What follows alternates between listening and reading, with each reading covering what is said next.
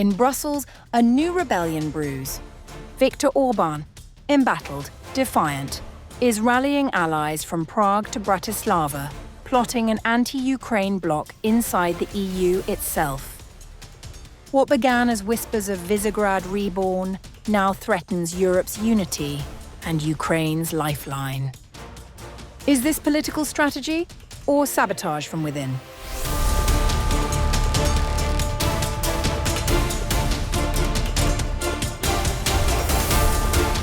Hungary is seeking to join forces with Czechia and Slovakia to form a Ukraine-sceptic bloc within the European Union. According to a senior political advisor to Prime Minister Viktor Orbán, who spoke with Politico, Orbán is hoping to team up with Andrej Babiš, whose right-wing populist party won Czechia's recent parliamentary election, as well as Slovak Prime Minister Robert Fico, to align positions ahead of meetings of EU leaders, including holding pre-summit huddles, the aide said. While a firm political alliance remains some way off, the formation could significantly impede the EU's efforts to support Ukraine financially and militarily. When asked about the potential for a Ukraine-sceptic alliance to start acting as a bloc in the European Council, the Hungarian PM's political director, Balázs Orbán, said, "I think it will come and be more and more visible." Pointing to the so-called Visegrad 4 group, made up of Hungary, Czechia, Slovakia, and Poland at a time when the Eurosceptic Law and Justice Party was in power in Warsaw following 2015. He said, "It worked very well during the migration crisis. That's how we could resist." Then Polish Prime Minister Mateusz Morawiecki led the charge as the alliance's biggest member, with the V4 group promoting pro-family policies, as well as strong external borders for the EU, and opposing any mandatory relocation of migrants among member countries. The Visegrad 4 alliance split after Russia's full-scale invasion of Ukraine, as Poland advocated hawkish positions toward Moscow and Hungary took the opposite stance. A new Visegrad alliance would count 3 rather than 4 members. Poland's current centre-right Prime Minister, Donald Tusk, is staunchly pro-Ukraine and is unlikely to enter any alliance with Orbán. Fico and Babiš, however, have echoed the Hungarian leader's viewpoints on Ukraine, calling for dialogue with Moscow rather than economic pressure. Babiš has been criticised for his public scepticism on supporting further European aid to Kyiv, with Czechia's current foreign minister warning in an interview with Politico that Babiš would act as Orbán's puppet at the European Council table. Even so, it might take some time for any version of the Visegrad alliance to reform. While re-elected as Slovakia's Prime Minister in 2023, Fico has stopped short of formally allying with the Hungarian leader on specific policy areas. Babiš has yet to form a government after his party's recent election victory.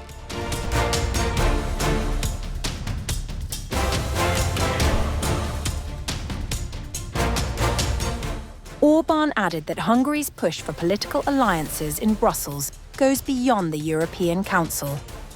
He said the Hungarian Prime Minister's Fidesz party, part of the far-right Patriots for Europe group, could expand its partnerships in the European Parliament, naming the right-wing European Conservatives and Reformists group, the far-right Europe of Sovereign Nations group, and some leftist groups as potential allies. The advisor stressed that mainstream parties such as the centre-right European People's Party could sooner or later turn against European Commission President Ursula von der Leyen, destroying the centrist majority that supported her re-election. So this reconstruction of the Visegrad 4 is going on. We have the third largest European parliamentary faction. We have a think tank network, which is widely known here in Brussels, and it has a transatlantic leg as well, and we are looking for partners, allies on every topic. The Matthias Corvinus Collegium, a think tank that receives most of its funding from allies of the Hungarian leader and is chaired by Balázs Orbán, has expanded its presence in Brussels since its launch in 2022. The Hungarian Prime Minister, who has been in power for the past 15 years, faces a re-election battle next year. According to Politico's poll of polls, opposition leader Peter Magyar's teaser party is currently more popular than Orbán's Fidesz party.